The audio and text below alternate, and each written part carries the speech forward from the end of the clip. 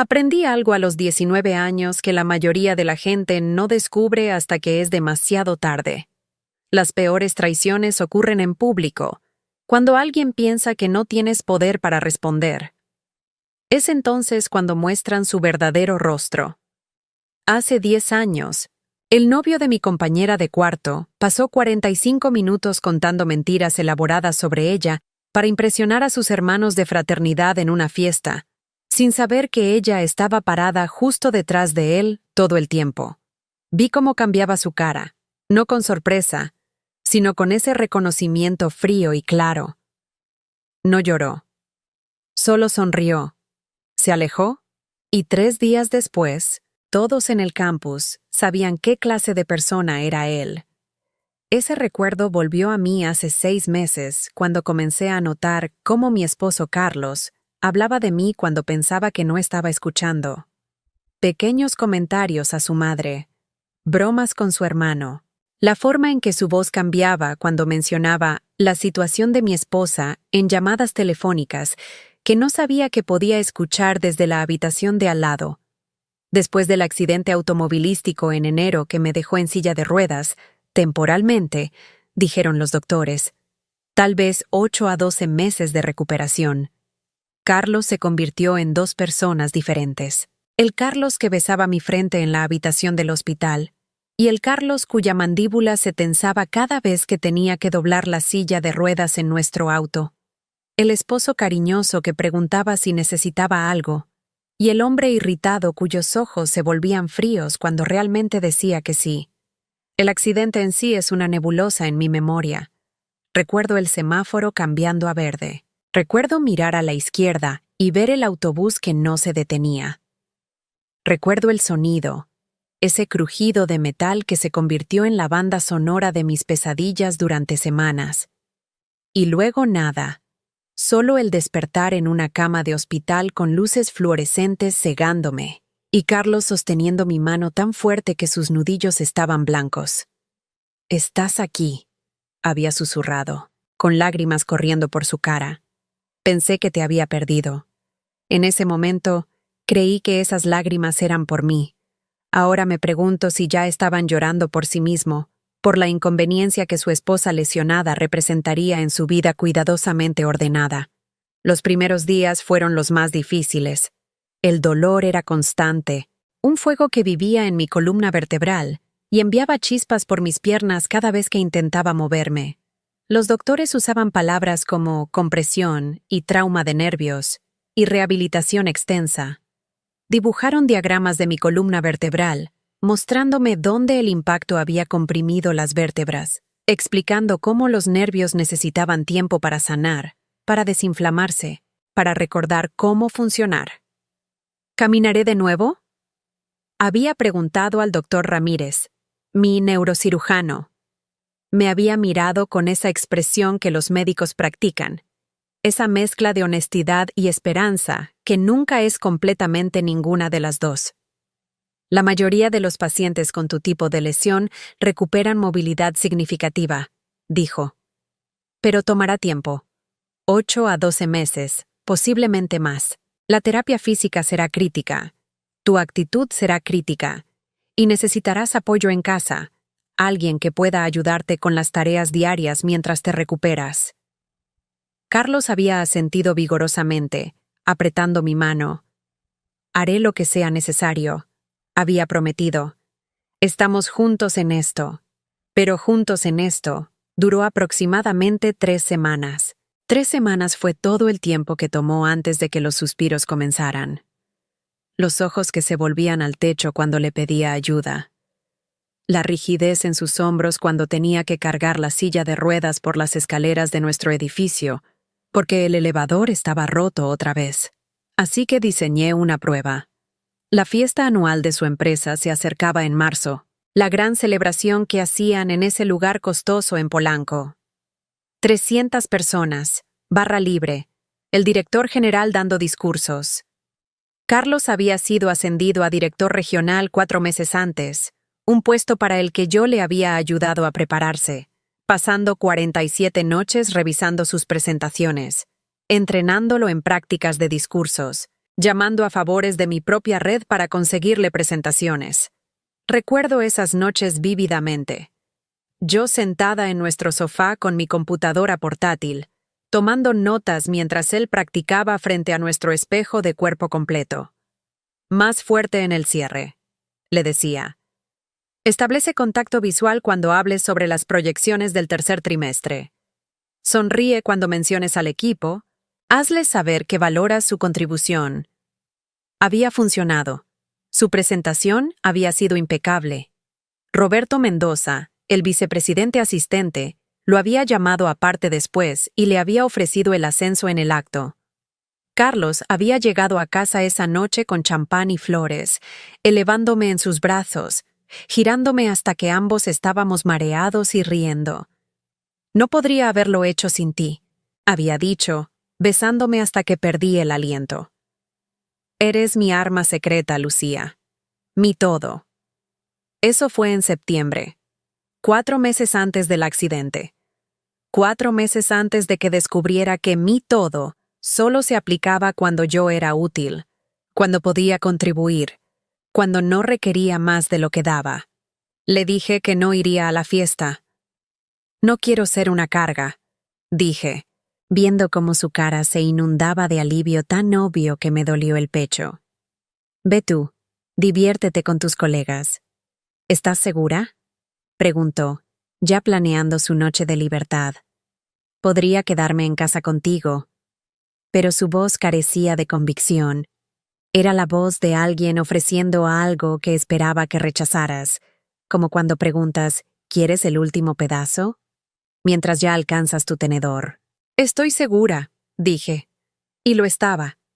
Segura de que necesitaba ver quién se convertía cuando yo no estaba ahí para recordarle sus votos. Pero yo estaría ahí, solo que no como yo misma. Mi mejor amiga Marina había trabajado en la empresa de Carlos durante 2 años antes de mudarse a su oficina de Guadalajara el verano pasado. Todavía tenía su gafete de empleada activo, su correo electrónico de la empresa, sus credenciales de acceso. Se suponía que volaría para la fiesta de todos modos. Su antiguo equipo quería verla. Cuando le dije lo que necesitaba, no dudó ni por un segundo. Estábamos sentadas en su departamento en Guadalajara, conectadas por videollamada, cuando le conté mi plan. Vi su expresión cambiar de curiosidad a comprensión, a algo que solo puedo describir como furia justa. Usa mi identidad, dijo. Serás Marina Delgado de la Oficina Regional de Guadalajara, de regreso en la Ciudad de México para la fiesta. Nadie aquí me conocía bien de todos modos. Me mantuve reservada. Y tú y yo nos parecemos lo suficiente con el estilo correcto. Tenía razón. Misma estatura, misma complexión general antes del accidente. Su archivo de empleada la listaba con 28 años. Yo tenía 29. Mismo cabello oscuro, aunque necesitaría cortar el mío más corto. Misma tez.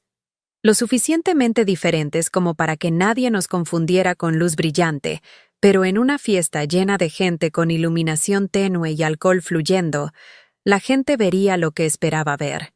Marina Delgado, la analista de datos tranquila de Guadalajara que apenas recordaban. ¿Estás segura de esto?, le pregunté. Si sale mal, podrías meterte en problemas. Marina sacudió la cabeza firmemente. Lucía, te he conocido por 6 años. Estuve en tu boda. Vi cómo Carlos te miraba ese día, como si fueras el sol y él estuviera atrapado en tu órbita. Y he estado viendo cómo te mira ahora en las fotos que publicas, cuando piensa que la cámara no lo captura, como si fueras algo que necesita esquivar. Se inclinó más cerca a la pantalla. Mereces saber la verdad. Y si necesitas mi identidad para encontrarla, tómala. Es tuya. Pasé 3 semanas preparándome. Corté mi cabello para que coincidiera con la longitud de Marina, un bob que rozaba mis hombros. Mi estilista, Claudia, había levantado una ceja cuando le mostré la foto de referencia. Ese es un cambio bastante dramático, había dicho, sus tijeras en pausa a mitad del aire. ¿Estás segura? Nunca he estado más segura de algo en mi vida, había respondido. Mientras miraba mis rizos caer al suelo del salón, sentí algo aflojarse en mi pecho. Cada mechón de cabello que caía era una pieza del viejo yo dejándose ir, haciendo espacio para quien necesitaba convertirme. Practiqué su firma en documentos hasta que mi mano se movía automáticamente. Estudié sus viejos correos electrónicos para aprender su estilo de escritura, su vocabulario, la forma en que estructuraba oraciones. Marina tendía a ser directa, casi brusca en los correos electrónicos de negocios.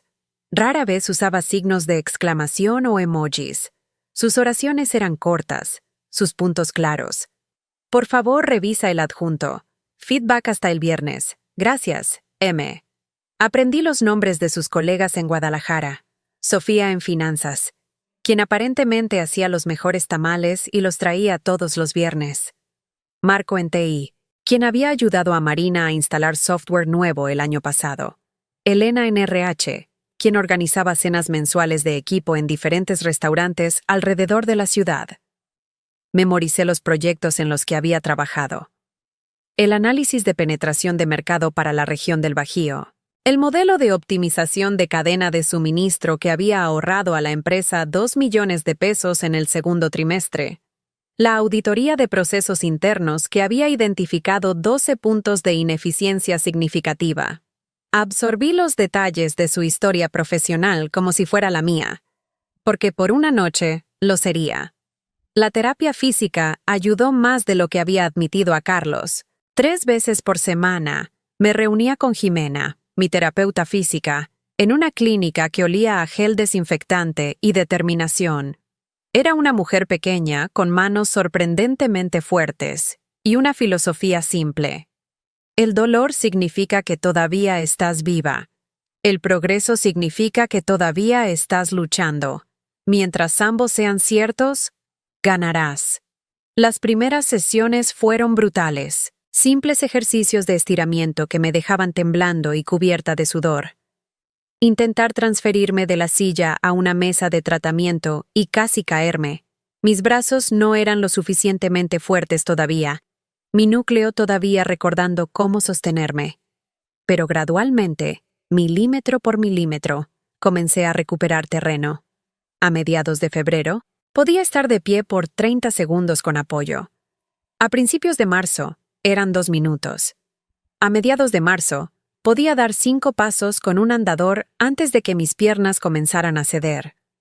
Eres un caso de libro de texto de recuperación neural, dijo Jimena una tarde, observándome caminar lentamente a través de las barras paralelas. La compresión está cediendo más rápido de lo esperado. Los nervios están recordando su trabajo. Sigue así, y podrías estar caminando sin asistencia para septiembre.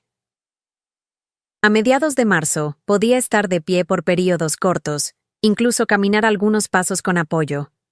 No lo suficiente para abandonar completamente la silla de ruedas, pero suficiente para convencer a la gente de que era Marina Delgado, la mujer que siempre había sido capaz, no Lucía Reyes, cuya columna vertebral había sido comprimida en una colisión en Avenida Insurgentes.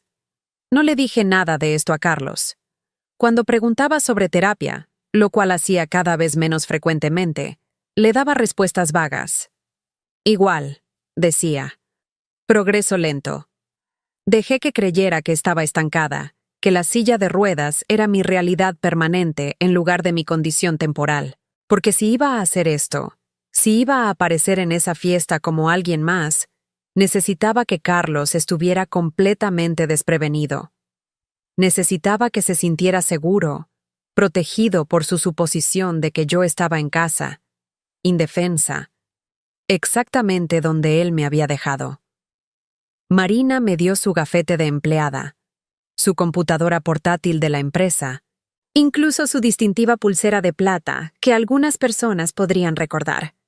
Era una pieza hermosa, plata oxidada con incrustaciones de turquesa, comprada en un mercado en Oaxaca durante un viaje de negocios hace 2 años. Nunca me la quito cuando estoy en eventos de la empresa, explicó Marina mientras me la ponía. Es mi cosa, mi firma. La gente la asocia conmigo.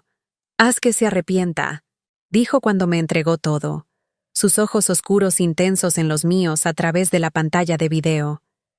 Haz que sienta cada gramo de vergüenza que se ha ganado. La fiesta estaba programada para el 22 de marzo a las 7 de la noche. Pasé el día preparándome con la meticulosidad de un soldado antes de la batalla. Me duché temprano, usando el jabón sin perfume de Marina en lugar de mi lavanda habitual. Me vestí con su ropa, unos pantalones negros de vestir y una blusa color burdeos que había enviado por mensajería la semana anterior. Me maquillé con una mano más ligera de lo habitual. Marina prefería un look natural, solo lo suficiente para pulir sin anunciar. Me puse la pulsera de plata, sintiendo su peso familiar no familiar contra mi muñeca. Me colgué su gafete de identificación alrededor del cuello.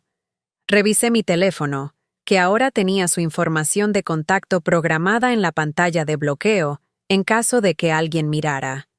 Carlos se fue del departamento a las 6:15, dándome un beso rápido en la mejilla. ¿Estarás bien?, preguntó, ya con su mente en la fiesta, en su noche de libertad. Estaré bien, prometí. Y lo decía en serio, solo no de la manera que él pensaba. Llegué a las 7:30, lo suficientemente tarde como para que la multitud se hubiera espesado, lo suficientemente temprano como para que la gente todavía estuviera lo bastante sobria para notar una silla de ruedas.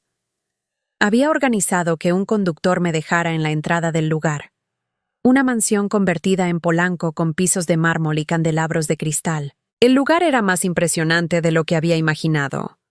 Los techos se arqueaban 3 pisos arriba, pintados con frescos de escenas coloniales. Las ventanas de piso a techo miraban hacia los jardines perfectamente cuidados, iluminados por luces suaves que convertían cada árbol en una escultura.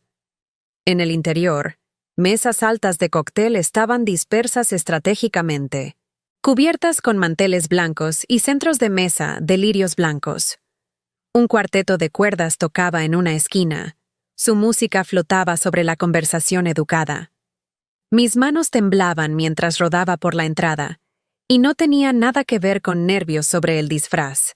Tenía todo que ver con lo que estaba a punto de aprender. El mármol bajo mis ruedas era suave, casi demasiado suave, lo que hacía que cada empuje fuera un esfuerzo. Podía sentir los ojos volverse hacia mí, esa combinación particular de curiosidad y compasión que la gente dirige a las sillas de ruedas.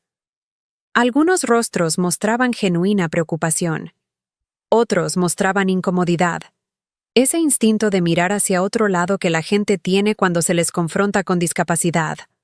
La primera prueba llegó de inmediato. Una joven de recursos humanos, cuyo rostro reconocí de las fotos de la empresa, sonrió brillantemente y se acercó.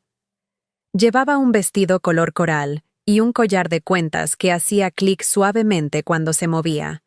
Su etiqueta con nombre decía Alejandra Ruiz, coordinadora de RH. ¿Marina? ¿Marina Delgado? Dios mío, ¿qué pasó? Su sorpresa parecía genuina, teñida con esa preocupación automática que las personas educadas despliegan como un reflejo social. Entregué la historia que Marina y yo habíamos ensayado. Accidente automovilístico hace 2 meses en Guadalajara. Un conductor ebrio se pasó un semáforo en rojo en Avenida Chapultepec. Me estoy recuperando. Debería estar caminando de nuevo para el verano. Los detalles eran específicos porque la especificidad vende autenticidad. La gente recuerda las generalidades vagas y sospecha de ellas, pero da una intersección específica, una fecha específica, una línea de tiempo específica, y el cerebro acepta la historia como verdad. «Qué terrible», dijo Alejandra, su simpatía automática y genuina. «Me alegra mucho que pudieras venir esta noche de todos modos. Déjame ayudarte a conseguir una bebida». Lo decía en serio.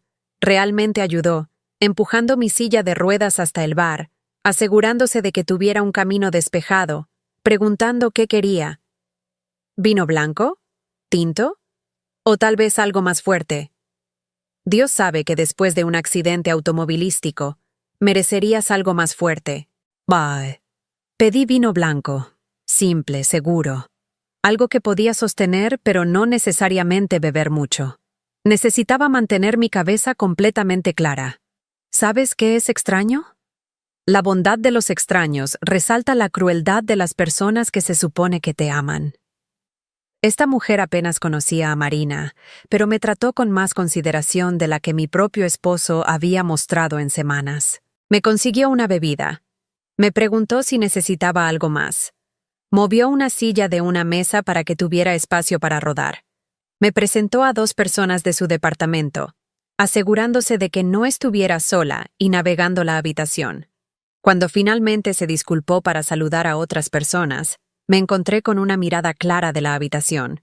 Y ahí estaba Carlos. Localicé a Carlos al otro lado de la sala, riendo con un grupo de colegas cerca de las ventanas del piso al techo que daban a las luces de la ciudad.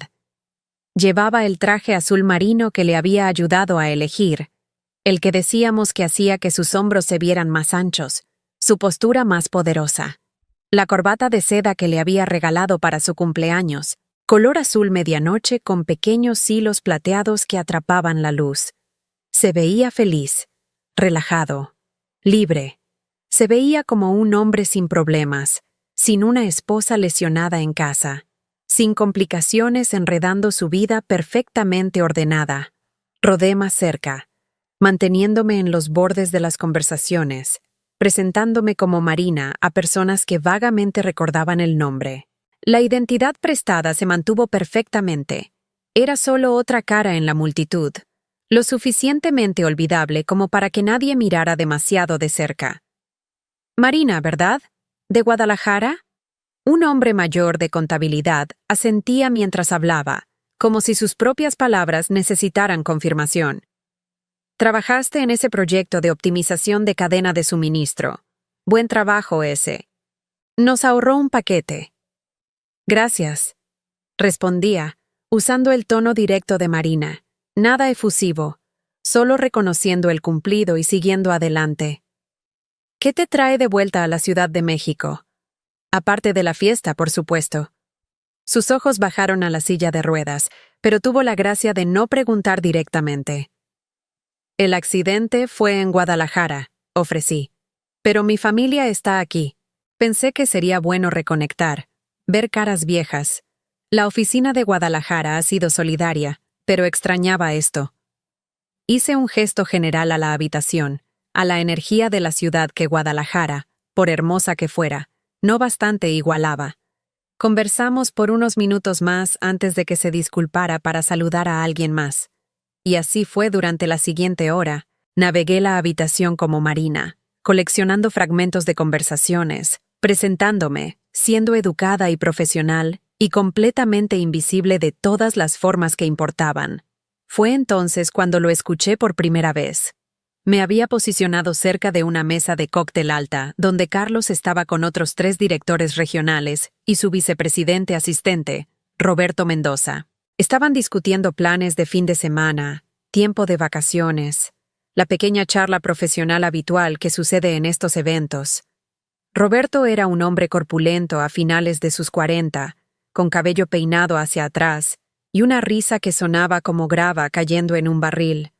Tenía esa manera particular de hablar de los ejecutivos de alto nivel, cada palabra medida pero casualizada, como si el poder fuera tan natural que no necesitaba ser actuado. Entonces Roberto dijo: «Carlos, deberías venir con nosotros a Cancún en mayo. 4 días, resort todo incluido, pesca en alta mar. Te encantaría». La cara de Carlos se iluminó de una manera que no había visto en meses. Pura alegría sin complicaciones, sin las sombras que parecían vivir detrás de sus ojos cuando estaba en casa conmigo. «Hombre, me encantaría eso, pero no puedo. Lucía, mi esposa, está en silla de ruedas ahora. No puedo simplemente dejarla sola por 4 días». La forma en que dijo, en silla de ruedas ahora, no recuperándose de un accidente, no lesionada temporalmente, solo reducida a un dispositivo médico, una carga, un ancla que le impedía vivir su vida.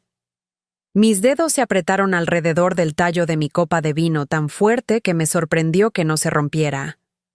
Roberto hizo un ruido comprensivo, ese murmullo grave que los hombres usan cuando reconocen el sufrimiento de otro hombre. «Qué duro, hermano». ¿Cuánto tiempo va a estar así? Los doctores dicen tal vez 8 meses más. Podría ser más. ¿Mo? Carlos tomó un largo trago de su whisky, el líquido color ámbar brillando bajo las luces del candelabro. Ha sido difícil. Apuesto, dijo uno de los otros directores, un tipo más joven llamado Fernando que no podía tener más de 30 años. Eso es mucho que manejar. Y entonces Carlos lo dijo. La frase que justificó todo lo que vino después. Las palabras que cristalizaron exactamente en quién se había convertido en los 3 meses desde mi accidente. Honestamente, a veces siento que soy yo el que está atrapado. El mundo se estrechó a ese momento. El cuarteto de cuerdas todavía tocaba Vivaldi en algún lugar detrás de mí. La gente todavía reía y conversaba. Copas todavía tintineaban. Pero todo se sentía distante, amortiguado, como si estuviera bajo el agua y toda esa vida normal estuviera sucediendo en la superficie sobre mí. Los otros hombres asintieron con comprensión. Nadie lo desafió. Nadie sugirió que tal vez, solo tal vez, la persona realmente en la silla de ruedas podría sentirse más atrapada que él. Nadie señaló que su esposa había pasado casi 4 años apoyando su carrera, sus sueños, sus ambiciones, y él no podía manejar 3 meses apoyando la recuperación de ella. Roberto le dio unas palmaditas en el hombro a Carlos, un gesto de solidaridad masculina. Es difícil ser el cuidador, hermano. La gente no entiende eso. Todos hablan sobre lo difícil que es para la persona lesionada, pero nadie pregunta cómo está el que tiene que estar ahí, día tras día, manejándolo todo. Fernando asintió vigorosamente. Mi tía estuvo en silla de ruedas por 1 año después de una cirugía que salió mal. Mi tío casi se separó de ella. Dijo que lo estaba matando. Tener que hacer todo. Su trabajo sufrió. Su salud sufrió. Finalmente tuvieron que contratar a alguien para que viniera durante el día solo para que pudiera funcionar. He estado pensando en eso, dijo Carlos. Su voz más tranquila ahora, más contemplativa. Contratar ayuda, quiero decir. Pero Lucía está muy sensible sobre eso. Piensa que significa que estoy rechazándola, que no quiero cuidarla. Él nunca lo había mencionado. Ni una sola vez había Carlos sugerido contratar ayuda. De hecho, cuando mi hermana había ofrecido venir 2 veces por semana para ayudar, él había declinado en mi nombre, diciendo que estábamos manejándolo bien y que demasiada gente me haría sentir incómoda. Ahora entendía. No quería testigos. No quería a nadie más alrededor para ver cómo me trataba realmente, para notar los suspiros y los ojos que se ponían en blanco y la manera en que me dejaba luchar para alcanzar cosas en lugar de simplemente acercárselas. Me senté ahí, a 3 metros de distancia, Marina Delgado de Guadalajara, invisible y completamente visible al mismo tiempo. Mis manos agarraron los brazos de la silla de ruedas tan fuerte que mis nudillos se pusieron blancos. Mi mandíbula dolía de apretar mis dientes juntos para mantener cualquier sonido dentro. Pero eso fue solo el comienzo. Durante los siguientes 90 minutos, recopilé más evidencia de la que había querido, más de lo que había esperado encontrar. Había querido estar equivocada. Dios, había querido estar equivocada. A las 8:45, escuché a Carlos hablar con su amigo del trabajo Miguel, un tipo de ventas con demasiado gel en el cabello y una risa demasiado fuerte que siempre me había puesto nerviosa. Estaban de pie junto al bar, esperando que el bartender mezclara sus bebidas. Al menos ya no tienes que preocuparte de que ella salga sin ti, ¿verdad? Miguel se rió de su propio chiste, ese tipo de risa que te invita a unirte, que dice, es solo una broma, no es un gran problema. Siempre sabes dónde está. Carlos se rió también. No una risa incómoda, no una risa que dijera, amigo, eso está fuera de lugar. Una risa real, genuina, el tipo que dice, tienes razón, eso es gracioso. Hay algo en eso, dijo Carlos, aceptando su whisky del bartender. Aunque honestamente, hermano, preferiría tener mi libertad de vuelta. Te escucho, dijo Miguel. Oye, mi oferta todavía está en pie. Si alguna vez necesitas una noche libre, solo dilo. Tengo esa habitación extra ahora que Daniela se fue. Puedes estrellarte ahí, tomar algunos tragos, recordar cómo es ser solo un tipo de nuevo. Podría tomarte la palabra en eso, dijo Carlos, y su voz llevaba algo que no había escuchado en meses. Anticipación, deseo, la voz de un hombre planeando su escape. A las 9:15, escuché a Carlos hablar con su hermano Javier, quien había venido a la fiesta como invitado de Carlos. Estaban afuera en el balcón, fumando cigarros, porque Carlos había retomado ese hábito desde el accidente, aunque le había prometido a su madre que lo dejaría. No sé cuánto más de esto puedo hacer, estaba diciendo Carlos, su voz flotando a través de la puerta francesa entreabierta donde yo estaba colocada justo dentro. Es solo, constante, ¿sabes? Ella necesita ayuda con todo. Y lo entiendo. No es su culpa. Pero a veces siento que estoy perdiendo mi mente. Nadie te culparía si necesitaras espacio, dijo Javier. Siempre le había agradado Javier. Pensé que era el más amable de los hermanos de Carlos. Ahora entendía que había confundido quietud con amabilidad. En serio, hermano, si decides que esto es demasiado, si decides que necesitas, no sé, tiempo, espacio, lo que sea, nadie te culparía. Has cumplido con tu tiempo. Cumplido con su tiempo. Como si el matrimonio fuera una sentencia de prisión y 3 meses de cuidar a su esposa lesionada fuera suficiente para merecer libertad condicional. Mamá sigue diciéndome que investigue instalaciones de cuidado, dijo Carlos. Lugares profesionales donde Lucía podría quedarse, solo por los meses difíciles. Solo hasta que pueda caminar de nuevo. Mi corazón dio un vuelco. Instalaciones de cuidado. Había estado discutiendo enviarme lejos, colocarme en algún centro de rehabilitación como si fuera un problema que externalizar en lugar de una esposa que amar. ¿Qué piensas al respecto?, preguntó Javier. Carlos exhaló humo. El olor a tabaco flotaba hacia adentro. Honestamente suena como un alivio, pero ella nunca lo aceptaría. Y si intento insistir, me veré como el esposo que abandonó a su esposa discapacitada. Mi reputación estaría acabada. Ahí estaba, la verdad real. No que me amara demasiado para enviarme lejos, que le importaba demasiado su reputación para arriesgarse. A las 9:30, lo vi hablar con su socia de Proyecto Diana, una mujer elegante de 30 y tantos años con cabello cortado en un bob perfecto y un traje que probablemente costaba más que nuestro alquiler mensual. La conocía vagamente de eventos pasados de la empresa, siempre había sido cortésmente distante. Ahora la vi acercarse a mí, a Marina, con esa sonrisa particular que las mujeres usan cuando están a punto de ofrecer simpatía no solicitada. Marina, ¿verdad? Carlos me señaló antes. Qué valiente eres por salir, me dijo con simpatía exagerada que se sentía más condescendiente que genuina. Carlos me contó lo difícil que es para su esposa estar cerca de la gente ahora. Se ha vuelto realmente retraída, realmente dependiente. Está poniendo mucha tensión en su matrimonio. Retraída, dependiente, tensión en el matrimonio. Sin importar que había pedido 3 veces en el último mes si podíamos invitar amigos y él había encontrado excusas cada vez. No ahora, Lucía. La casa es un desastre.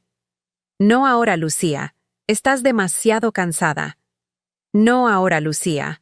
No quiero que la gente te vea así. Sin importar que la dependencia era temporal y médica, no algún defecto de personalidad.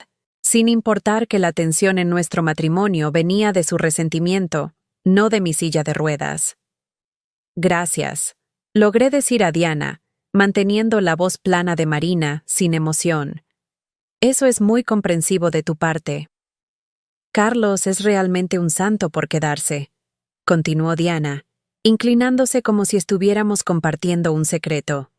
Entre tú y yo, muchos hombres ya se habrían ido, especialmente alguien en su posición, con su carrera despegando así. Pero él se queda, día tras día, sacrificando tanto. Es admirable. Realmente lo es. Quería gritarle. Quería sacudir a esta mujer y hacerle ver que Carlos no era un santo, era un actor. Y todos ustedes son su audiencia dispuesta. Pero eso vendría. Todo vendría. De hecho, dije cuidadosamente, encuentro que la verdadera medida del carácter de una persona sale cuando piensan que nadie importante está mirando. Diana parpadeó, sin estar segura de si acababa de ser insultada. Supongo que eso es cierto, dijo lentamente. Luego se disculpó, repentinamente incómoda. Habían construido toda una narrativa, Carlos y sus aliados. Pobre Carlos, atrapado con su esposa discapacitada. Pobre Carlos, sacrificando su libertad. Pobre Carlos, cuya vida había sido tan injustamente interrumpida. Y aquí está la cosa sobre la crueldad coordinada. Revela intencionalidad. Esto no era solo Carlos ventilando frustración. Esto era Carlos construyendo una historia pública, creando una narrativa donde él era la víctima, preparando el terreno para ¿qué? ¿Irse? ¿Una aventura? Como mínimo, asegurándose de que cuando la gente mirara nuestro matrimonio, vieran su carga, no mi lesión. La alianza tenía miembros. Miguel, Diana, su hermano Javier, a quien escuché a las 10:45 diciéndole a alguien, Carlos es un santo por quedarse. Le dije que nadie lo culparía si necesitara espacio. Incluso su madre, aparentemente, quien según una conversación que no debería haber escuchado, seguía sugiriéndole que investigara instalaciones de cuidado, solo para los meses difíciles. Me disculpé a Marina, alrededor de las 11 de la noche y fui al baño. Necesitaba un momento para respirar, para procesar, para prepararme para lo que venía después. El baño era tan elegante como el resto del lugar. Pisos de mármol italiano, lavabos dorados, espejos con marcos ornamentados que parecían pertenecer a un museo. Me encerré en el puesto accesible más grande, apoyé los codos en mis rodillas y me dejé temblar. No con miedo, con rabia. Con el tipo de ira ardiente y limpia que viene cuando finalmente ves algo claramente después de meses de dudar de tu propia percepción. Carlos me había convertido en la villana de nuestra propia historia, la esposa necesitada, retraída, dependiente que estaba arruinando su vida. Y peor aún, había reclutado testigos, construido un coro de personas que ecoarían su versión de los eventos cuando finalmente hiciera lo que claramente estaba construyendo hacia dejarme.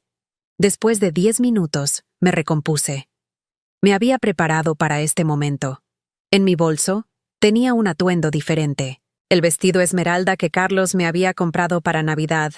El que dijo que hacía que mis ojos parecieran luz de estrellas.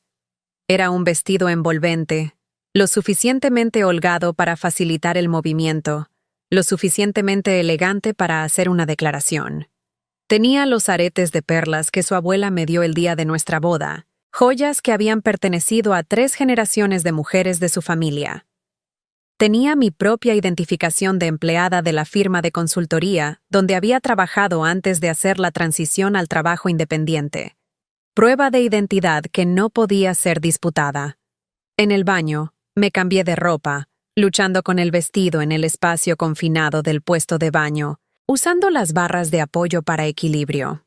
Arreglé mi maquillaje, añadí más color a mis labios, más definición a mis ojos. Me puse las perlas, sintiendo su peso familiar contra mis lóbulos de orejas. Me quité la pulsera de plata de Marina y la puse en mi bolso, reemplazándola con mi propio brazalete simple de oro.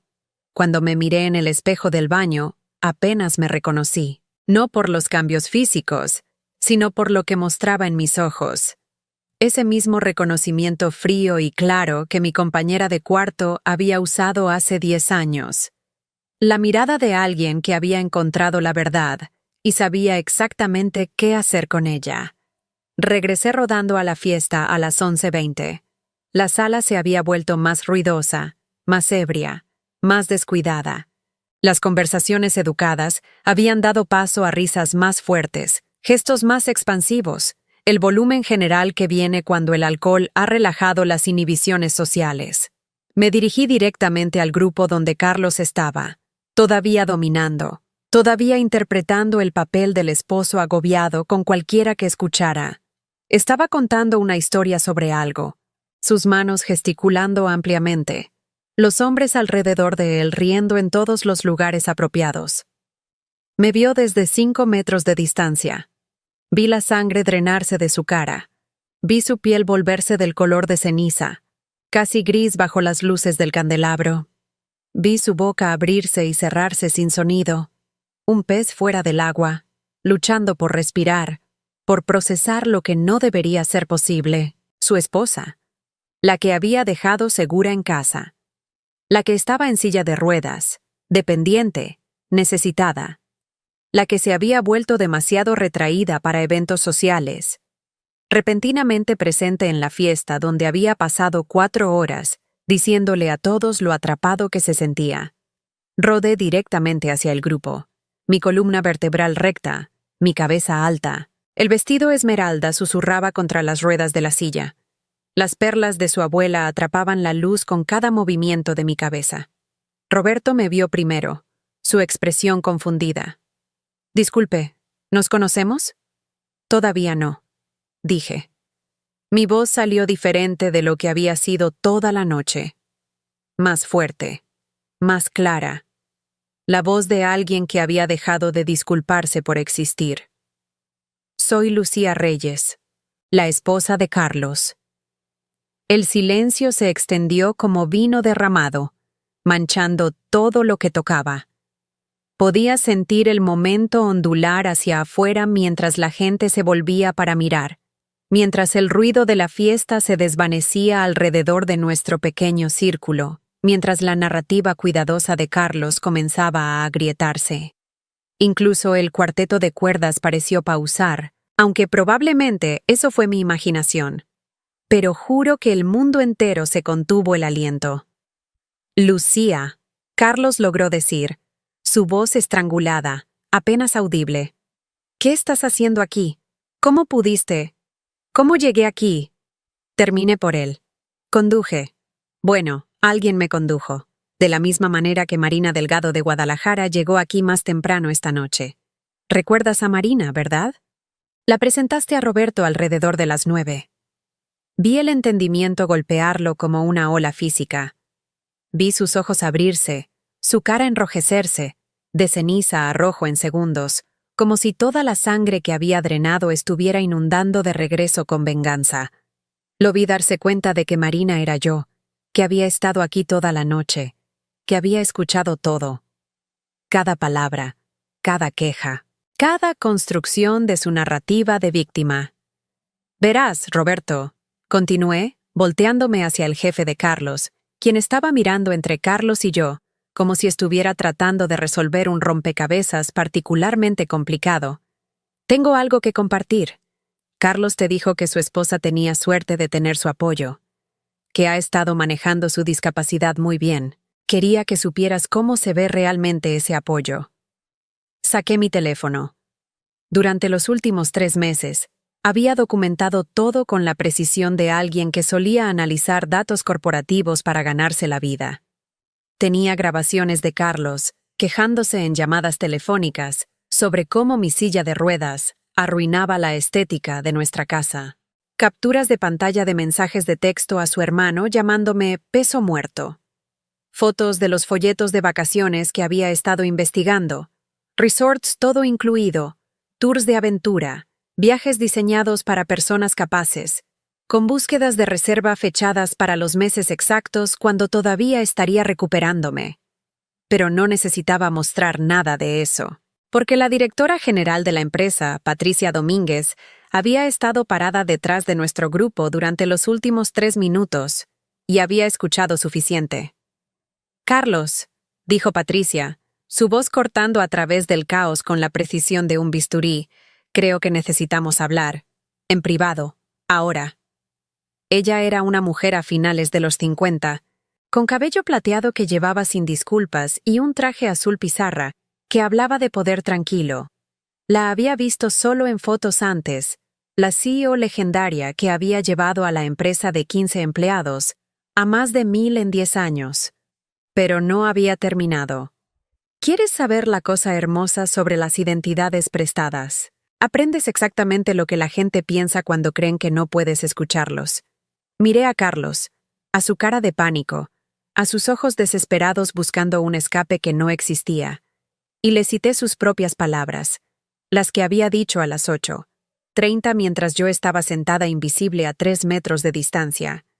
A veces siento que soy yo el que está atrapado. Eso es lo que le dijiste a Roberto y Fernando cuando hablaban sobre el viaje a Cancún. Mientras yo estaba sentada ahí mismo en una silla de ruedas, dijiste que eras tú el que se sentía atrapado. Su cara se derrumbó.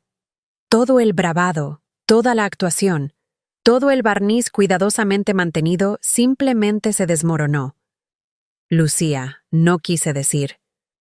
Sí lo quisiste decir, dije. Esa es la cosa sobre las palabras, Carlos. Cuando las dices pensando que nadie importante está escuchando, es cuando son más verdaderas. Miguel, parado a la izquierda de Carlos, se había puesto pálido. Miró a su alrededor como si estuviera buscando una salida. Una manera de retroceder en el tiempo, y no reírse de ese chiste sobre cómo al menos Carlos sabía dónde estaba su esposa ahora. Diana, quien me había llamado retraída y dependiente, de repente encontró sus zapatos fascinantes. Sus mejillas estaban rojas, no con vergüenza, pero con esa consciente humillación de ser capturada en algo. Javier, el hermano que había sugerido que Carlos merecía espacio, retrocedió lentamente, leyendo la sala, calculando su propia salida. Patricia Domínguez dio un paso adelante, su presencia comandando atención sin esfuerzo. Señora Reyes, le debo una disculpa en nombre de esta empresa. Si alguno de nuestros empleados contribuyó a esta situación, quiero escuchar al respecto. Directamente de usted. Mañana, en mi oficina, si está dispuesta. Su voz era firme pero amable. El tipo de tono que te dice que esta mujer había navegado 1000 crisis corporativas, y esta era solo otra que manejaría con gracia y determinación. Se volvió hacia Carlos. En cuanto a ti, estaremos revisando si tu comportamiento se alinea con los valores de nuestra empresa. Burlarte de la condición médica de tu esposa en un evento de la empresa. ¿Crear un ambiente hostil donde este tipo de conversación se ve como aceptable? Eso no es quienes somos. Pero aquí está la cosa sobre la dependencia. Solo es visible en una dirección hasta que de repente no lo es. Carlos había pasado 3 meses diciéndole a todos lo dependiente que me había vuelto de él. Pero durante los siguientes 10 minutos, mientras la gente se me acercaba con genuina preocupación y disculpas, mientras Roberto apartaba a Carlos con una cara como trueno, mientras Diana y Miguel desaparecían silenciosamente de la fiesta, la dependencia real se volvió obvia. Alejandra de RH apareció con un vaso de agua y una servilleta con bocadillos, asegurándose de que estuviera bien. 2 mujeres de marketing que nunca había conocido vinieron a disculparse por no haberme reconocido antes, por no haberme hecho sentir más bienvenida. Un hombre mayor de legal, quien resultó ser el mentor de Roberto, se sentó conmigo por 10 minutos y solo escuchó mientras hablaba, sin ofrecer nada excepto su presencia y su atención. Carlos me necesitaba de maneras que había olvidado contar. Yo había sido la que manejaba nuestras finanzas del hogar. Había sobregrado su cuenta personal 2 veces en el último mes sin mi supervisión. Yo había sido la que mantenía relaciones con su familia. Su madre me había llamado 4 veces preguntando por qué Carlos parecía tan distante últimamente, y él no había devuelto ninguna de sus llamadas. Yo había sido la que lo conectó en la mitad de sus conexiones profesionales, incluyendo la presentación a Patricia Domínguez que había llevado a su ascenso.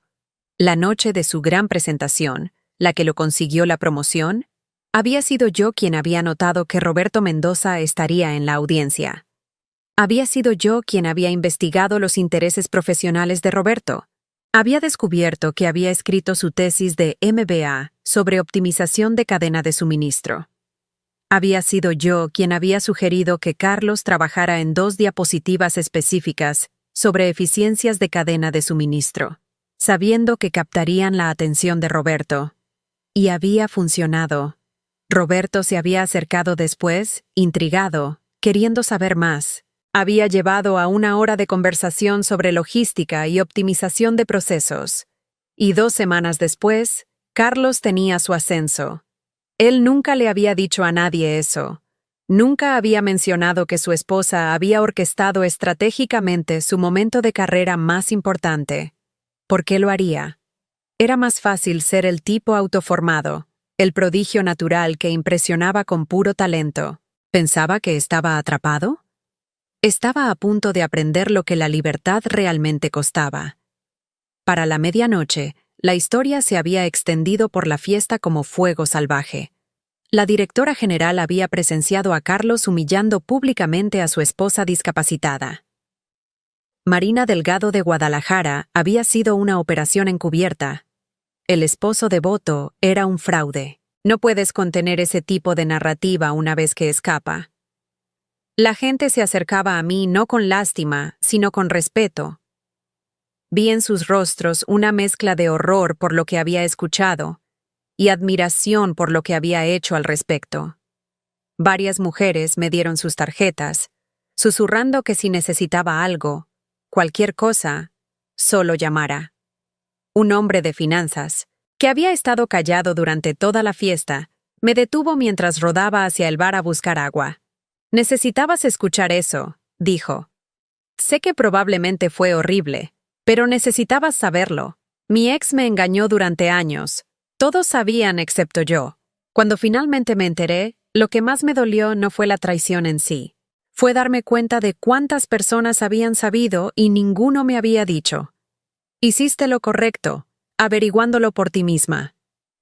Carlos me encontró junto a las ventanas a las 12:30, después de que la mayoría de la gente se había ido o estaba fingiendo que no existíamos. Su cara estaba manchada, sus ojos rojos. Había estado llorando, me di cuenta. ¿Lágrimas de qué? No estaba segura. ¿Vergüenza? ¿Arrepentimiento? ¿O solo autocompasión? «Lucía, por favor, déjame explicar. Déjame llevarte a casa. Podemos hablar de esto». Lo miré, realmente lo miré, tal vez por primera vez en meses. Vi las líneas alrededor de su boca que no había notado antes, talladas por meses de fruncir el ceño. Vi la forma en que sus hombros se encorvaban ligeramente hacia adelante, como si estuviera llevando algo pesado. Vi al hombre con el que me había casado, y también vi al extraño en el que se había convertido, y me di cuenta de que tal vez siempre había sido este extraño. Tal vez solo me había mostrado el hombre que pensó que quería ver. «¿Quieres llevarme a casa? ¿Como has estado llevándome a lugares? ¿Cómo no le dijiste a Diana que me había vuelto demasiado retraída para estar cerca de la gente? ¿Cómo no le dijiste a tu hermano que nadie te culparía por necesitar espacio? ¿Cómo no le dijiste a Miguel que preferirías tener tu libertad de vuelta?» Estaba frustrado, dijo. Estaba ventilando. Todos ventilan. No significaba nada de eso realmente. No estabas ventilando, Carlos. Estabas reescribiendo la realidad. Hay una diferencia entre «esto es difícil» y «yo soy la verdadera víctima aquí».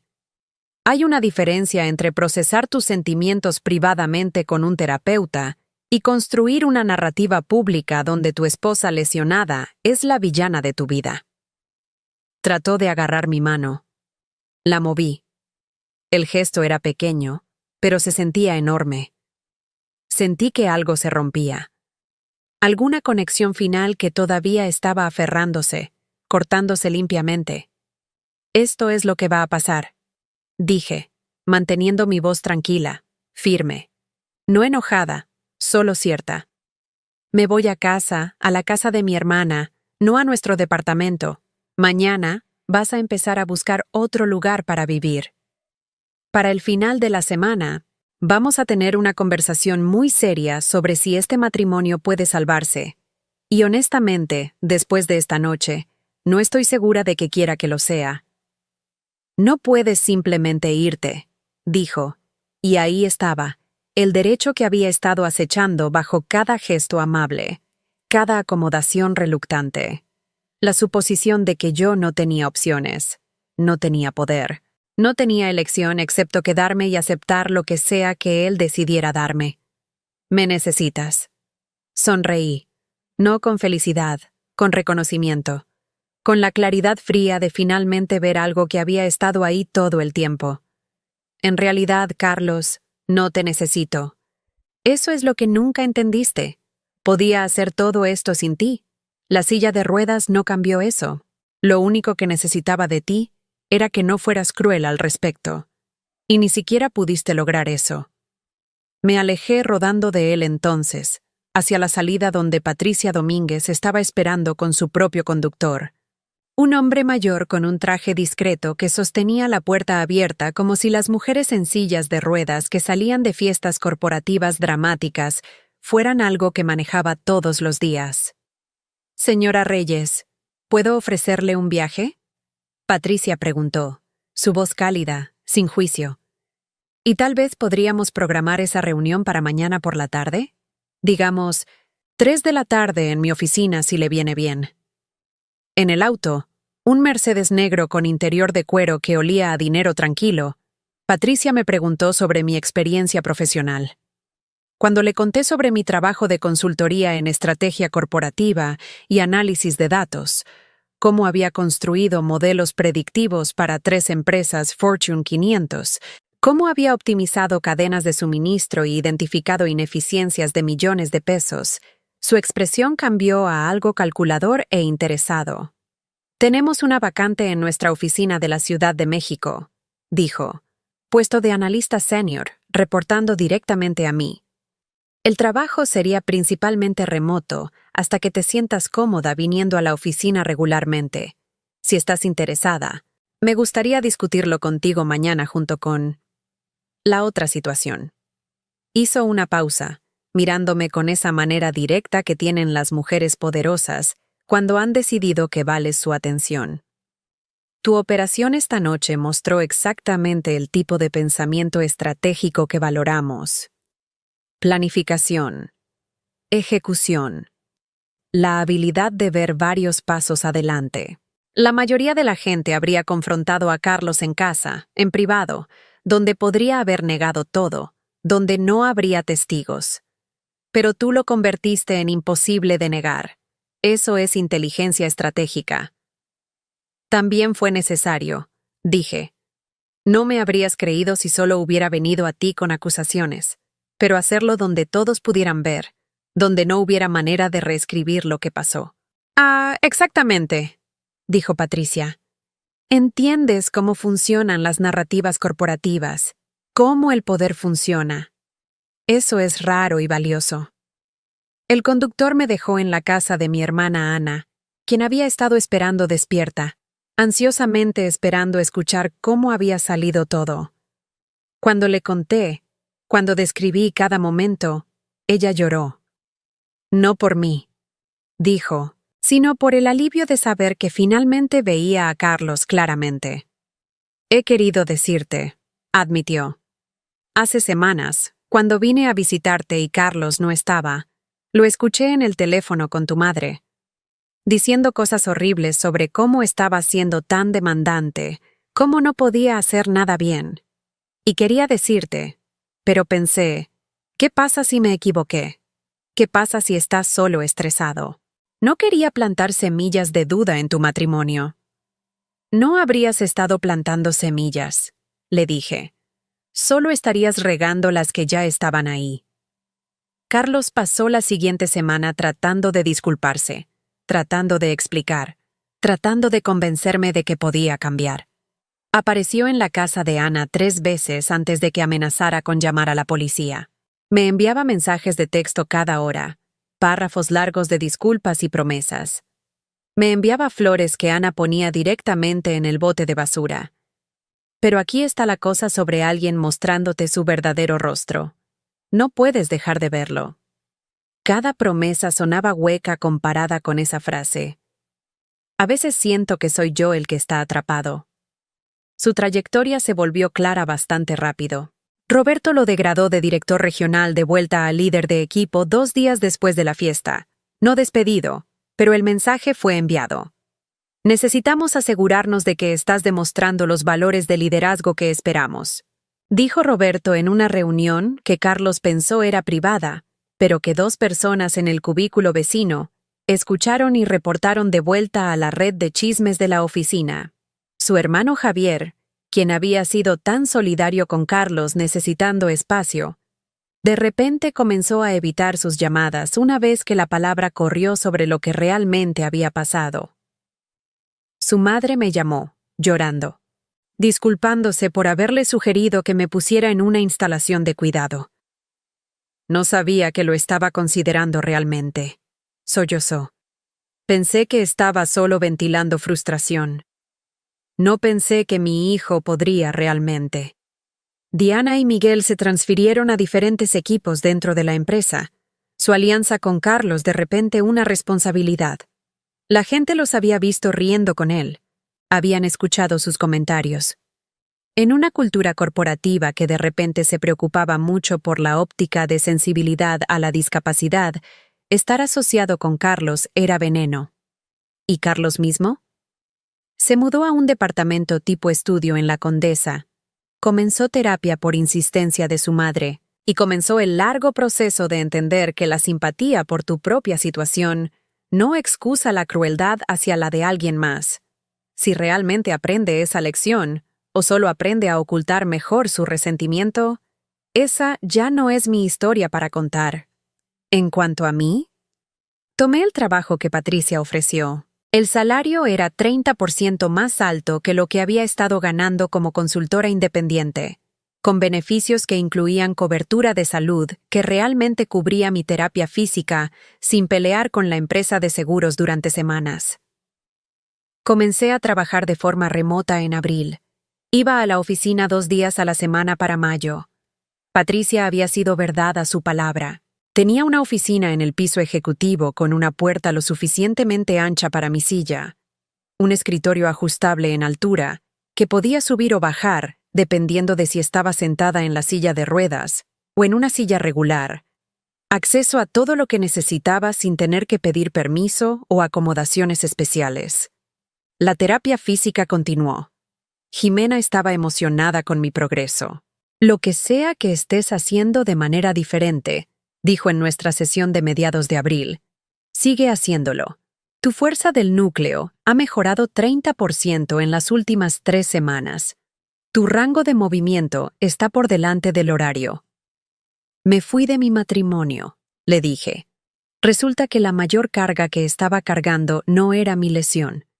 Para junio, estaba usando un andador en lugar de la silla de ruedas para distancias cortas. Para agosto, estaba caminando sin asistencia, aunque mantenía la silla de ruedas para distancias largas y días de mal dolor. El cuerpo es extraño de esa manera. Los doctores habían dicho 8 a 12 meses. Regresé la movilidad completa en 7. Jimena dijo que tenía algo que ver con la forma en que los nervios sanaron, cómo la inflamación retrocedió más rápido de lo esperado. Pero yo sabía la verdad. Estaba sanando más rápido porque finalmente estaba en un ambiente donde no era tratada como rota. Pero aquí está lo que realmente gané. Aprendí que el verdadero carácter de las personas se muestra no cuando las cosas son fáciles, sino cuando son inconvenientes. Aprendí que la peor prisión no es una silla de ruedas o una lesión, es estar encadenada a alguien que ve tu sufrimiento como su carga. Aprendí que a veces lo más valiente que puedes hacer es aparecer donde no te esperan y hacer que la gente enfrente la verdad que han estado negando. Y aprendí que la revelación más poderosa no es quitarse un disfraz, es mostrarle a alguien que nunca los necesitaste tanto como ellos necesitaban que tú los necesitaras. Carlos pensó que estaba atrapado por mi silla de ruedas. Nunca se dio cuenta de que estaba atrapado por su propia crueldad. Y esa era una prisión de su propia creación, con paredes que había construido él mismo, un comentario resentido a la vez. El divorcio se finalizó en enero, casi exactamente un año después del accidente que cambió todo. Entré a esa sala del tribunal con mis propios 2 pies, sin silla de ruedas, sin andador, sin asistencia requerida. Llevaba un traje gris que Patricia me había ayudado a elegir, profesional y poderoso, el tipo de atuendo que dice, «Esta mujer no necesita tu lástima».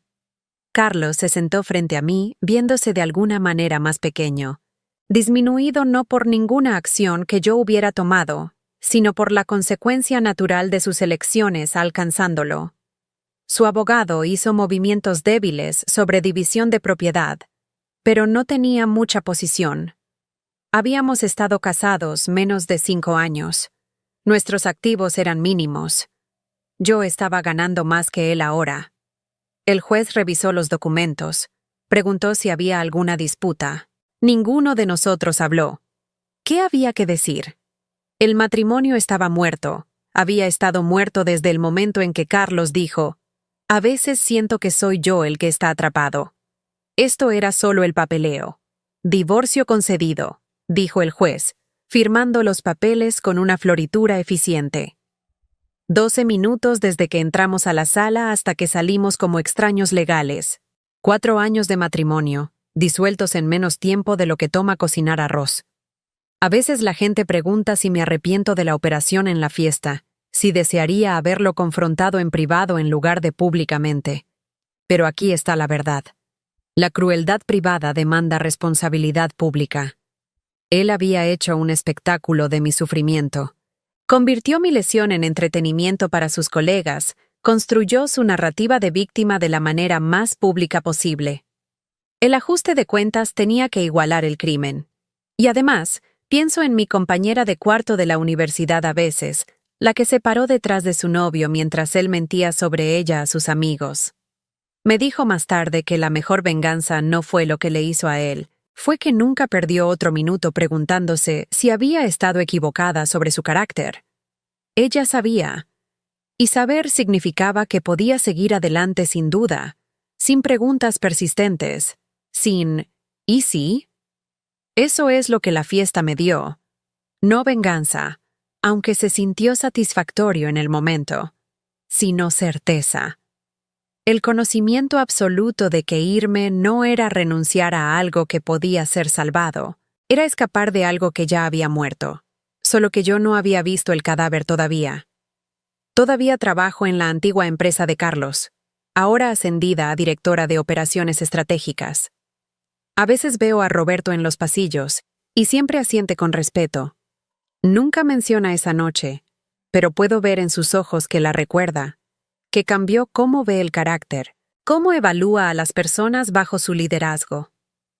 Patricia Domínguez se convirtió en una mentora, alguien que entendió que la fuerza viene en diferentes formas, y que cómo tratas a las personas cuando son vulnerables te dice todo sobre quién realmente eres. Almorzamos 2 veces al mes, discutiendo estrategia de negocios y política de oficina y vida. Me contó sobre su propio divorcio hace 20 años, su propio momento de reconocimiento cuando se dio cuenta de que el hombre que había amado la veía como un accesorio de su éxito en lugar de una persona propia. Te ves a ti misma en la historia más joven, más herida de otra mujer, dijo sobre tacos una tarde de viernes. Y piensas, ojalá alguien me hubiera mostrado que estaba bien pelearme de vuelta. Así que te conviertes en esa persona para alguien más. Y Marina Delgado volvió a la Ciudad de México el mes pasado, ahora como directora regional de operaciones de Guadalajara. Su propia promoción ganada por años de trabajo excepcional que finalmente fue notado por las personas correctas. Cenamos en un restaurante en Polanco, no lejos de donde ocurrió la fiesta. Levantó su copa de vino, sus ojos brillando con diversión. Por las identidades prestadas y las verdades descubiertas. Toqué mi copa con la suya y agregué, y por saber cuándo eres libre. ¿Sabes qué es gracioso?, dijo Marina, probando su pescado. Carlos me envió un mensaje de LinkedIn la semana pasada, tratando de conectar, diciendo que siempre había admirado mi trabajo. Ah, como si yo no supiera exactamente qué clase de persona es. ¿Qué respondiste? Nada. Se encogió de hombros. Algunas personas no merecen ni siquiera el esfuerzo del rechazo. Porque ese es el verdadero final de esta historia. No la caída de Carlos o mi recuperación o la confrontación dramática de la que todos todavía hablan en las fiestas de la empresa. El verdadero final es más simple y más profundo. Aprendí la diferencia entre estar atrapada y ser libre. Y una vez que aprendes eso, una vez que realmente lo entiendes en tus huesos, nadie puede quitártelo. No un accidente automovilístico, no una silla de ruedas, y definitivamente no un hombre que confunde la lesión de su esposa con su propio encarcelamiento. A veces siento que soy yo el que está atrapado, había dicho. Pero estaba equivocado. Siempre había estado equivocado. La única persona atrapada esa noche era él, atrapado por su propia capacidad limitada de compasión, atrapado por su incapacidad de ver más allá de su propia conveniencia, atrapado por la mentira que había construido donde su comodidad importaba más que mi dolor. Y yo, salí rodando de esa trampa y nunca miré atrás. Hay momentos en la vida que redefinen quién eres. Ese momento en el que descubres que la persona que prometió estar a tu lado en la salud y en la enfermedad solo realmente quiso decir en la salud. Ese momento en el que te das cuenta de que el amor tiene condiciones que nunca fueron verbalizadas, pero siempre estuvieron ahí, esperando a ser probadas. Ese momento en el que entiendes que algunas prisiones no tienen barrotes, solo tienen a alguien diciéndote que necesitas sus llaves. La dependencia es una palabra curiosa. Carlos la usó para describirme a mí, pero en realidad describía a él. Dependía de que yo fuera pequeña para que él pudiera sentirse grande. Dependía de que yo necesitara para que él pudiera sentirse necesario. Dependía de mi silencio para que su versión de la realidad pudiera permanecer intacta. Cuando rompí ese silencio, cuando me negué a ser pequeña, cuando dejé de necesitarlo de la manera que él quería ser necesitado, su mundo entero se derrumbó. Y esa es la cosa sobre construir tu identidad sobre el poder que tienes sobre otra persona. El momento en que esa persona se va, descubres que nunca tuviste poder en absoluto. Solo tuviste su concesión, y la concesión puede ser revocada. Patricia Domínguez me dijo algo 2 semanas después de la fiesta, cuando acepté oficialmente el puesto en su empresa. Estábamos sentadas en su oficina, las luces de la ciudad parpadeando detrás de ella a través de las ventanas del piso al techo. Su oficina olía a café caro y libros de cuero, las trampas de poder ganadas con décadas de trabajo excelente. «Sabes, Lucía», dijo, inclinándose hacia adelante en su silla, sus manos cruzadas sobre el escritorio. «Hay 2 tipos de fuerza en este mundo. Está la fuerza que viene de hacer que otros se sientan pequeños, y la fuerza que viene de negarte a ser hecha pequeña.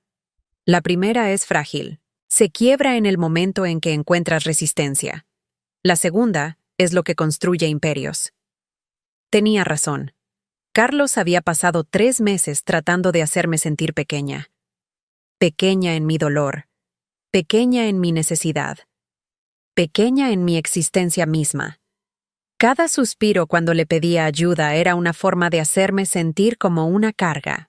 Cada vez que declinaba salir conmigo, era una forma de decirme que yo no pertenecía al mundo. Cada conversación donde se pintaba como la víctima era una forma de reducir mi experiencia a una inconveniencia en su narrativa. Y cuando me negué a ser pequeña, cuando rodé a esa fiesta y me paré, metafóricamente, en toda mi estatura, su pequeñez se volvió imposible de ocultar. La cosa sobre las revelaciones públicas es que no puedes desverlas. Roberto no pudo desver lo que Carlos realmente pensaba sobre su esposa.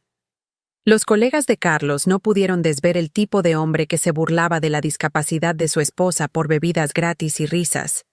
Patricia no pudo desver que el hombre al que había ascendido carecía del carácter básico que su empresa valoraba.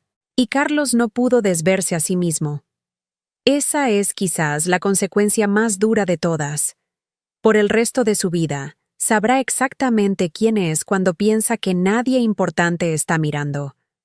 Sabrá que el hombre en el espejo es el hombre que dijo, «A veces siento que soy yo el que está atrapado», sobre su esposa lesionada. No puede huir de eso, no puede reescribirlo, no puede pretender que no sucedió. Es una carga pesada, ese conocimiento, más pesada que cualquier silla de ruedas. Mi hermana Ana me preguntó, 6 meses después de la fiesta, si alguna vez me sentía culpable. Estábamos sentadas en su cocina tomando café, el sol de la mañana filtrándose a través de las cortinas de encaje, pintando todo en tonos dorados suaves. ¿Por arruinar su carrera así?, preguntó. ¿Por humillarlo tan públicamente? La miré y me di cuenta de que ella todavía no lo entendía. No arruiné su carrera, dije. Él arruinó su carrera. Yo solo me negué a mantenerlo en secreto. Hay una diferencia, ¿ves? Hay una diferencia entre venganza y responsabilidad. La venganza es cuando lastimas a alguien porque te lastimó. La responsabilidad es cuando te niegas a proteger a alguien de las consecuencias de sus propias acciones. Yo no hice que Carlos dijera esas cosas. No lo hice tratarme como una carga. No lo hice construir una narrativa completa sobre lo atrapado que se sentía. Él hizo todo eso. Yo solo me aseguré de que las personas que necesitaban saber la verdad la conocieran. Y honestamente, si tu carrera no puede sobrevivir a que la gente descubra cómo tratas a tu esposa discapacitada, entonces, tu carrera probablemente necesitaba ser arruinada. La fiesta fue en marzo. Para septiembre, mi vida se veía completamente diferente. Estaba caminando de nuevo, trabajando tiempo completo, viviendo en un nuevo departamento que había elegido yo misma.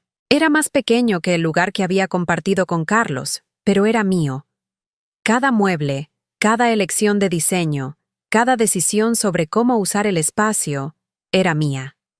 El departamento estaba en la Roma Norte, un edificio de los años 50 con pisos de mosaico originales y ventanas altas que dejaban entrar luz todo el día. Tenía una pequeña terraza donde puse plantas, hierbas en su mayoría, albahaca y cilantro y menta que llenaban el aire con su aroma cuando las regaba por las tardes. Y aquí está la cosa loca. Me di cuenta de que había estado viviendo pequeña por años antes del accidente. Pequeña en la forma en que priorizaba sus necesidades sobre las mías. Pequeña en la forma en que me disculpaba por ocupar espacio. Pequeña en la forma en que convertía mis propios sueños en hobbies para que los suyos pudieran ser carreras. Cuando Carlos quería ir a esquiar con sus amigos, íbamos a esquiar aunque prefería ir a museos. Cuando Carlos quería comer tacos, comíamos tacos aunque había estado esperando todo el día por sushi. Cuando Carlos necesitaba silencio para trabajar, yo me volvía silenciosa, incluso cuando había querido practicar mi guitarra o llamar a mi madre. Pequeños compromisos, todos ellos. Razonables, incluso. El tipo de cosas que la gente llama relaciones. Pero agregadas a lo largo de 4 años, construyeron una vida donde mis preferencias eran negociables y las suyas eran absolutas. La silla de ruedas no me hizo pequeña, solo hizo visible la pequeñez que Carlos siempre había querido que aceptara. Pero una vez que ves algo, no puedes desverlo. Una vez que reconoces tu propia pequeñez, puedes elegir ser grande. Y ser grande, aprendí, no significa ser ruidosa o llamativa o impresionante. Significa simplemente negarte a ser menos de lo que eres para hacer que otra persona se sienta cómoda. Carlos me llamó en octubre. Habían pasado 7 meses desde el accidente, 5 meses desde la fiesta, 2 meses desde que habíamos hablado por última vez. Su voz sonaba diferente en el teléfono, más pequeña, menos segura, el tono de alguien que había perdido su guión. Estoy en terapia, dijo. Real terapia, no solo para impresionar a la gente. Y estoy empezando a entender cosas. Sobre por qué hice lo que hice. Sobre cómo traté el accidente como algo que me pasó a mí en lugar de algo que te pasó a ti. Esperé. No lo rescaté del silencio incómodo. Eso era algo viejo, Lucía. Algo pequeño, Lucía. Nueva Lucía dejaba que la gente se sentara con su incomodidad. De todos modos, continuó, su voz quebrándose ligeramente. Solo quería que supieras eso. Y que lo siento. Realmente lo siento. Siento cada palabra que dije. Siento cómo te hice sentir. Siento que necesitaste convertirte en alguien más solo para escuchar la verdad. Está bien, dije. Y lo decía en serio. No está bien como en que lo perdonaba, sino está bien como en que lo había escuchado, que lo reconocía, que no estaba esperando que desapareciera. ¿Hay alguna posibilidad?, preguntó, su voz pequeña y esperanzada. Como un niño pidiendo un favor que sabe que probablemente será rechazado, ¿de que podamos intentarlo de nuevo algún día, cuando sea mejor? Pensé en ello. Pensé en el hombre que había sido esas primeras semanas en el hospital, el que besaba mi frente y sostenía mi mano como si soltarme significaría perderme para siempre. Pensé en el hombre que se había convertido después, el que me veía como una carga y un ancla. Pensé en quién podría llegar a ser si realmente hacía el trabajo, si realmente cambiaba, si realmente entendía que el problema no era mi silla de ruedas, sino su incapacidad de verme más allá de ella. Y luego pensé en quién me había convertido yo en los últimos 7 meses. En la mujer que rodó a esa fiesta con un plan. En la mujer que se paró, metafóricamente y luego literalmente, frente a la crueldad y se negó a encogerse. En la mujer que construyó una vida que le cabía en lugar de encogerse para caber en la vida de alguien más. No lo creo, Carlos, dije suavemente. Creo que quizás la mejor cosa que podemos hacer el uno por el otro es dejarnos ir. Tú puedes seguir siendo mejor, y yo puedo seguir siendo yo. Pero no creo que podamos hacer esas cosas juntos. Demasiado ha pasado. Algunas cosas no pueden ser sin dichas, sin escuchadas, sin conocidas. Colgó no mucho después. No estaba enojado, exactamente. Solo triste. El tipo de tristeza que viene de entender que acciones tienen consecuencias, que palabras tienen peso, que no todo el dolor puede ser curado con disculpas. Y eso estaba bien. La tristeza es parte de crecer. Parte de darse cuenta de que algunas cosas no pueden ser reparadas, solo pueden ser aprendidas. Los papeles del divorcio llegaron en noviembre. Los firmé sin vacilar. No porque estuviera enojada, no porque quisiera lastimarlo, sino porque sabía algo que quizás tomó un accidente automovilístico, y una silla de ruedas y una fiesta humillante para enseñarme, que estar sola era infinitamente mejor que estar con alguien que te hacía sentir sola. Marina voló de Guadalajara para la audiencia final de divorcio en enero. Me esperó afuera de la sala del tribunal, sus brazos abiertos, su sonrisa amplia. Nos abrazamos en la acera mientras los autos pasaban y la vida continuaba alrededor de nosotros, indiferente a nuestro pequeño momento de triunfo. ¿Cómo se siente?, preguntó. Como libertad, dije. Y lo era. Se sentía exactamente como libertad. Fuimos a celebrar después, a un pequeño restaurante en la Roma que amábamos.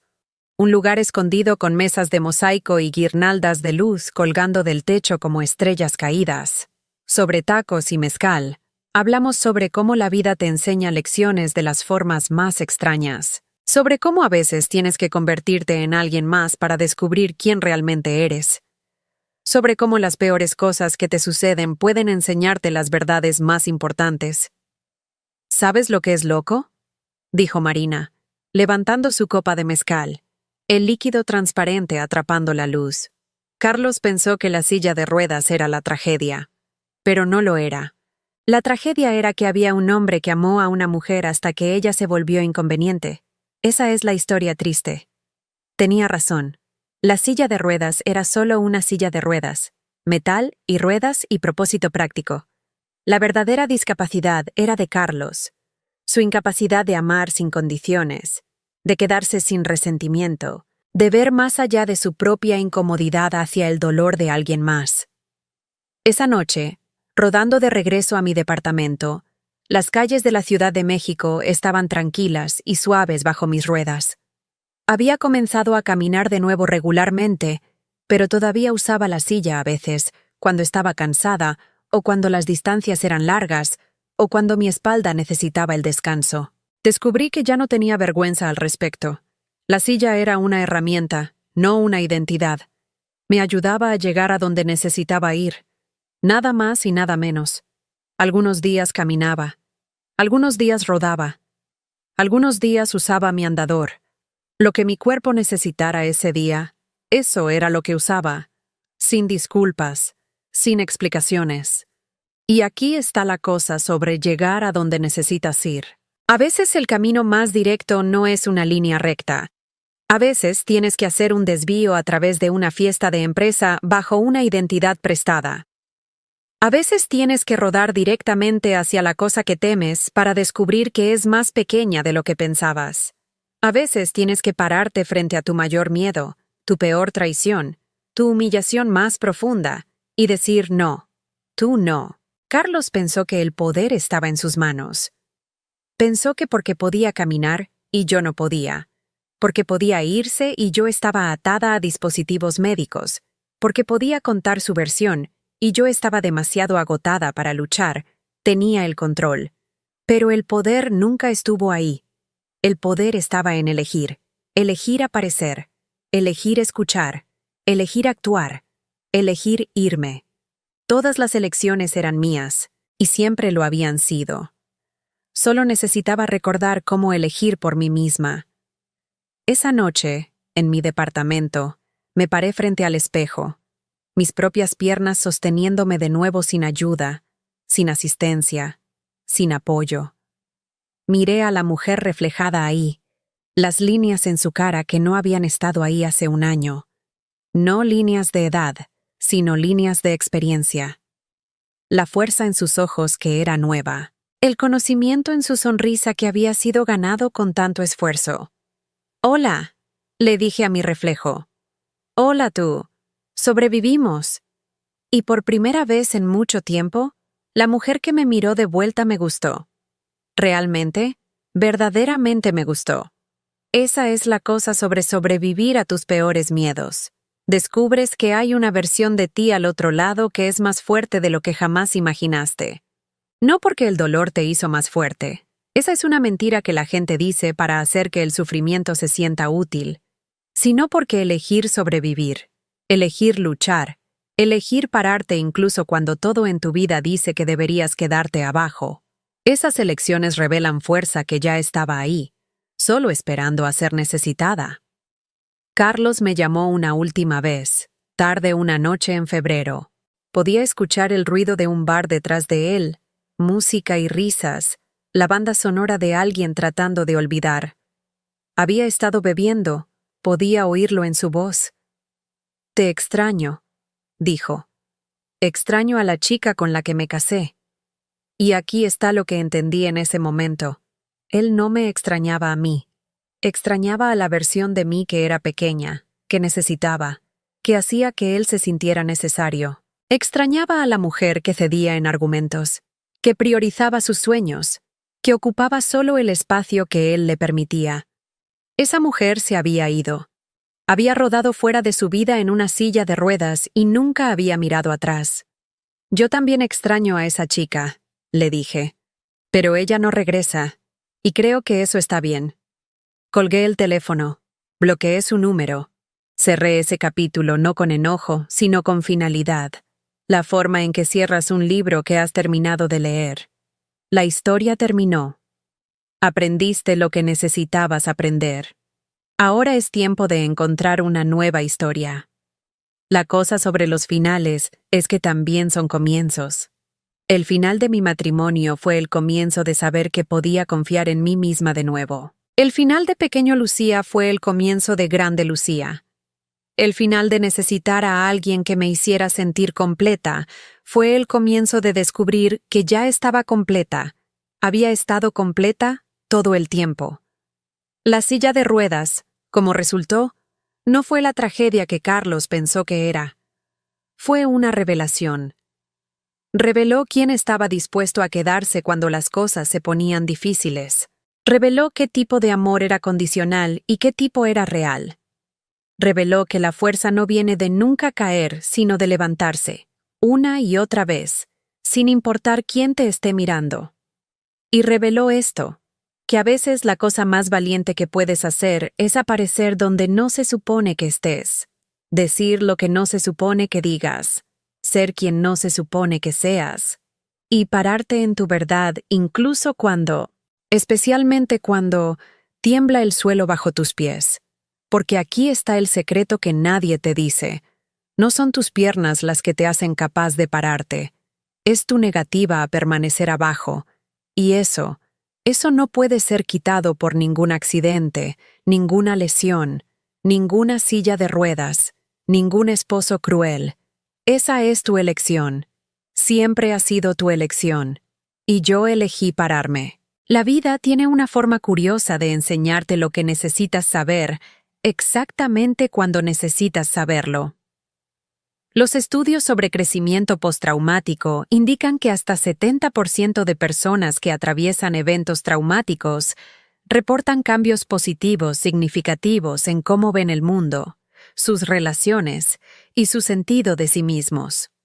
Pero aquí está la parte que los números no capturan. Ese crecimiento no viene del trauma mismo. Viene de la elección de no dejar que el trauma te defina. Viene de decidir que lo que te pasó es parte de tu historia, no la totalidad de ella.